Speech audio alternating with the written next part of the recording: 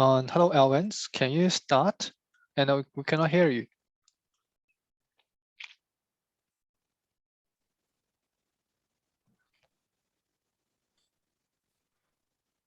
Hi everyone, today I will go through the second part of the Tensorboard plugin development tutorial. Previously, what I covered on the Tensorboard was that what are the built-in features such as scalar, graph, and distribution and other plugins. But what happens if that you have some kind of visualization you like to incorporate in the Tensorboard or some kind of feature that is not currently in Tensorboard system? What you can do is that you can use Tensorboard plugin system. It allows you to add a new visualization or feature that is not within Tensorboard. To understand how this plugin system works, first, you need to know that there are three components for the plugin. The first is the backend, where you will write your Python code that does the post-processing of your data. It will serve the data to your front end in the browser. The second is the front end is where your custom visualization will be. The third optional component is your summary component, where users will use your plugin to write the data, which will eventually be displayed on their front end. So how does the front end and the back end plugin for the Tensorboard interact with each other? First, the user need to initialize a plugin. The user can initialize a plugin through this command in blue color over here. When the user initializes a plugin, Tensorboard will discover the available plugin that allow them to pass a command line flags and configure the URL routes that will be served to the browser. Next, the user will load the Tensorboard on the browser, and Tensorboard will read the front-end metadata and collect all the active plugins to be displayed within the web browser. After that, the user will open the dashboard. The Tensorboard will load an iframe with the plugin ES modules and tell what the browser should render. Finally, the plugin will handle the routes. When a plugin front-end makes URL request to the backend, route handlers will respond with the collected data from the backend server to the front end. Now, to give you a bit of insight how to actually build the backend. Again, what the backend is that it's responsible for providing information about the front end counterpart, serve the front end resources and the necessary data to the front end by implementing the routes. These are some terminologies that you will need to know to build a backend. Some of them are like TB plugin, TB loader, TB context, event multiplexer. I will just go through briefly in the actual code where these are. So for backend server, what happens is that you will use Python to write the code. For the front end itself, Tensorboard does not impose any kind of framework or tool requirement for building the front end. You can use React, jQuery, JavaScript, or any other famous front-end frameworks that have been used so far, as long as you can find a way to incorporate it within the Tensorboard. What Tensorboard front-end requires is that it requires an ES module that is the entry point to the front end. All front-end resources also will have to, like mentioned, be connected with the plugin that is the backend that will serve the data to it. Now I'll just go through a basic example on Tensorboard plugin, how they actually define a custom greeting summary function that they use it to write the values in Python and then display the data on the front end in the browser. These are the codes for the function for the front end and the back end. So right now what I'll do first is that we've already installed Tensorboard inside my system. I will just run a command to actually just initiate Tensorboard so you can see the original. So right now I have a server running on localhost 6006 port.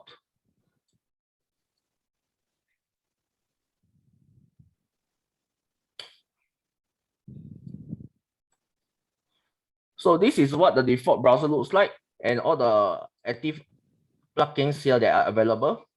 As mentioned, once the user actually yourself have developed the backend, which is a plugin, you have to follow the format they provide, which is all these different subclasses, TB plugin, the context itself. Once you have the backend, you can actually write the front end, which can be even a simple JavaScript file. So here is what the front end will look like.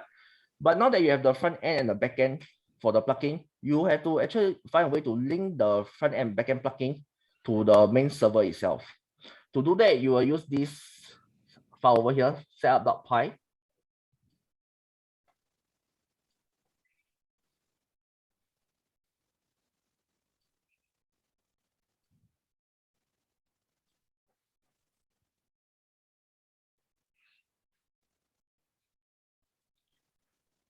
So right now I will do the linkage for the plugin to my main server. And I will rerun it.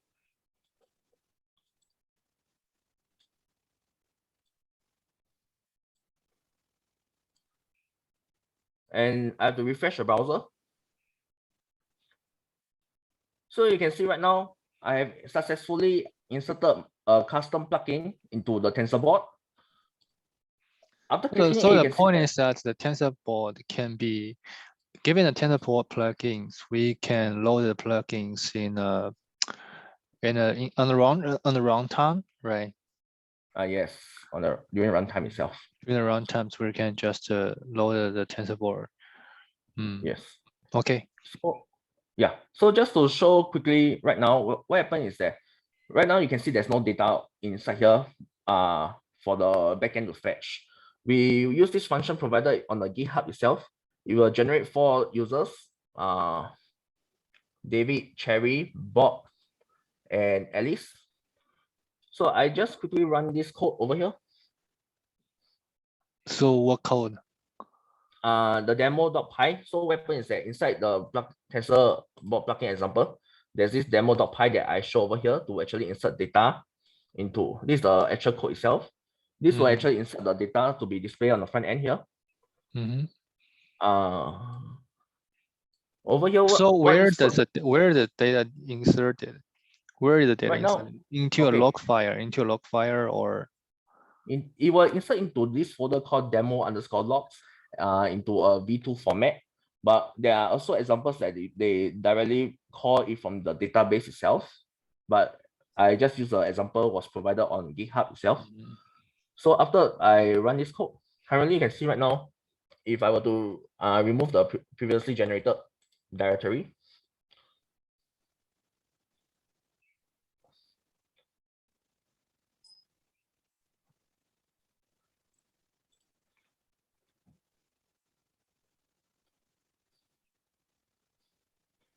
now I have this directory over here, demo_logs. What I will do now is that I'll link this folder to my backend server.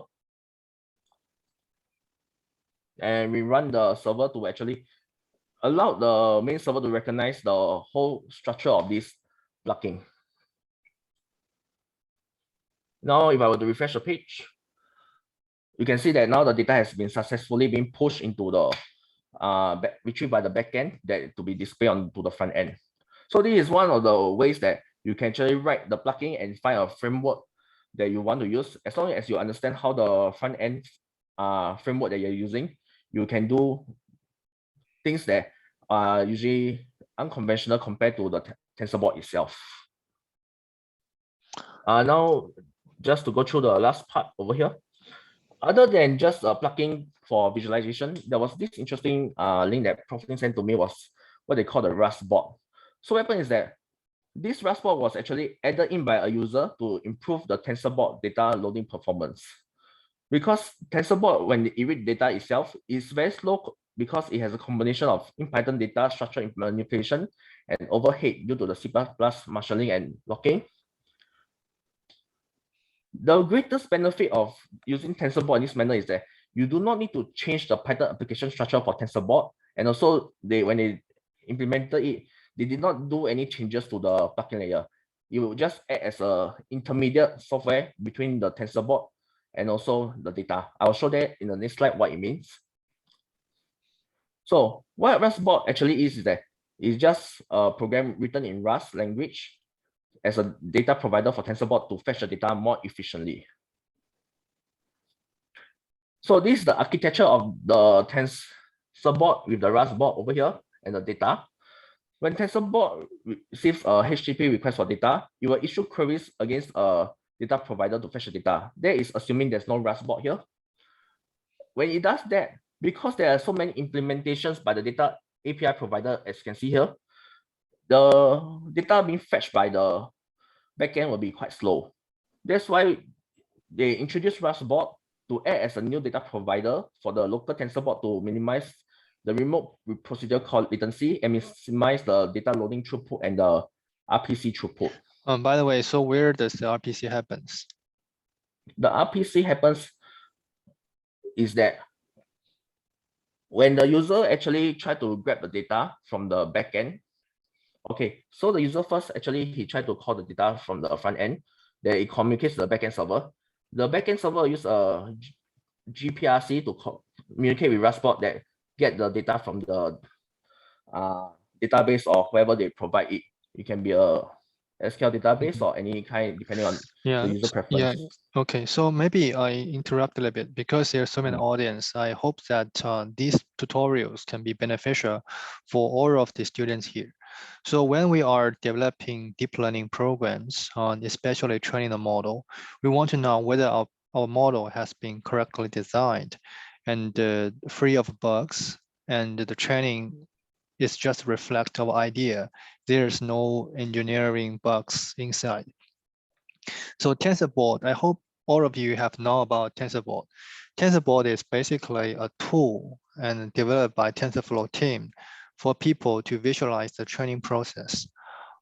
Basically, it can, when the model is keep training, we will some of the training information, like the gradient information, like the loss information, will be recorded on the runtime. Based on the runtime recorded data, and Tensorboard is actually a front end. Basically, from the audience point of view, from the user point of view, Tensorboard is just a plugin to visualize all the recorded data. But of course, based on the developer's need, TensorFlow team or Tensorboard team has provided a fixed type of visualization. For example, we're using some kind of a scatter chart which is used to visualize the gradients, and there's some other kind of charts to visualize the loss functions. And now Xiangling and Alvin's research is highly looking to the visualized high-dimensional classification landscape. So we really have a need to rebuild the plugin. But anyway, so our plugin is still using our own customized way, right, Xiangling? We do not follow the style like extend a Tensorboard plugin. So in order to develop a usable and a popular tool, so we do need a way to investigate whether not following the paradigms really is a good way of practice, or if we following these paradigms, what we need to pay for such a conformance, and what additional benefits can we have if we follow the paradigm, right? So this is basically what we have. Now Alvin has been introduced how the Tensorboard consists of the components, right? We have a front end, back end. We have a summary systems to keep recording the data. But we still need to have a second consideration whether such a paradigms are really useful for our own technique. Now, after introducing the Tensorboard, but I think there's really have far more technical details going on, especially on the front end.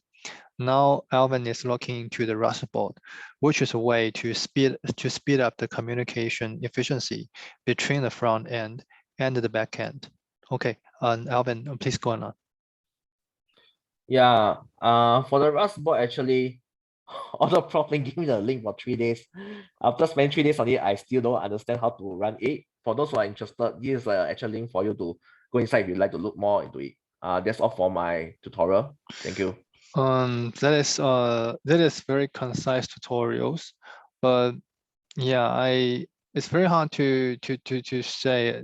But anyway, so Alvin, so I understand you are now a master, and in the future, if you want to be a PhD student, there must be a way to.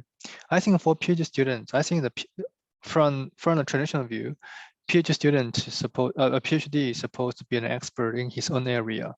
but now the time is evolving. You can see the new knowledge keep coming.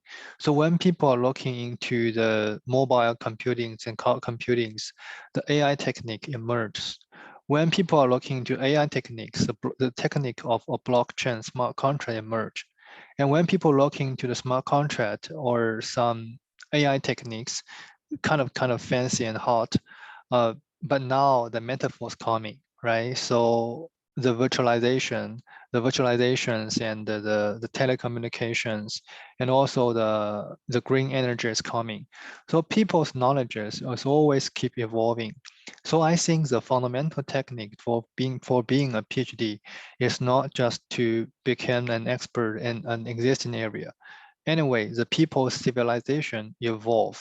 And I think good PhD need to evolve his knowledges in a very efficient way compared to the people not receive the knowledge. But that does not mean, in that sense, that does not mean that the people without a PhD degree is less smart. That's not the way. Basically, we do the research because we can catch up the evolving of the knowledges of the civilization, or we can at the very frontier of the human civilizations and explore or create new knowledges to build a civilization. So I think I'm talking in a too high level way, but let's back to your tutorials. You give a very concise tutorial. It's very hard to say it's not correct, but I think it's less sophisticated. For in the process of exploring a new knowledges, you need to develop a way to develop a knowledge system, right? So basically you have 5 days to prepare, I think at least 5 days to prepare the slides. You just from a composition point of view, you just mention, or you just provide a few demo to showing on how, basically you just run a demo published on the website, right? But actually, we expected is that, and what is detail of the front end, and what is the classes. Basically, we want to collect the knowledges for the whole Tensorboard plugins so that we can become an expert. So even if we do not follow, we are not following the paradigm of Tensorboard, but basically we also take the, at least we take the front end of Tensorboard, right? So in terms of Tensorboard, if we want to visualize the PCA, visualize the Disney, what is the technologies used in the front end? They have ActionScript, JavaScript, the OpenCV library, right? So if we want to speed up the efficiency, or if we want to have our customers device customized visualization, what should we do? Based on these tutorials, I hardly have those knowledges. I hope that if you further your studies in PhDs, you could be improved on the knowledge exploration. That is fair. This is very, very important. It is because if we want to write a new paper, the literature review is basically kind of the knowledge exploration. We should explore the state-of-the-art knowledges within a very short time, so that we can build upon these knowledges and to develop our new technique.